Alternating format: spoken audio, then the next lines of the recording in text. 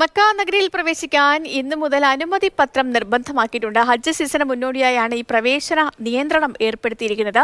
ആഭ്യന്തര മന്ത്രാലയത്തിന്റെ online platform വഴി അനുമതി പത്രം ലഭിക്കും. ഹജ്ജ് കർമ്മത്തിൽ അനുമതിയില്ലാതെ പങ്കെടുക്കുന്നവരെ നിയന്ത്രിക്കുന്നതിന്റെ ഭാഗമായാണ് മക്ക പട്ടണത്തിന്റെ അതിർത്തിക്കുള്ളിൽ പ്രവേശിക്കുന്നതിനുള്ള നിയന്ത്രണങ്ങൾ നടപ്പിലാക്കി തുടങ്ങിയത്.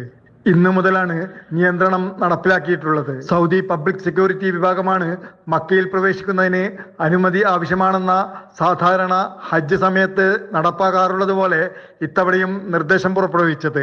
മക്കയിൽ ജോലി ചെയ്യുന്നവർക്ക് ഓൺലൈനായി പ്രവേശനാനുമതി നൽകും. പ്രവേശനാനുമതി ആവശ്യമുള്ളവർ ബന്ധപ്പെട്ട അധികാരികൾക്ക് അപേക്ഷ നൽകാവുന്നതാണ്.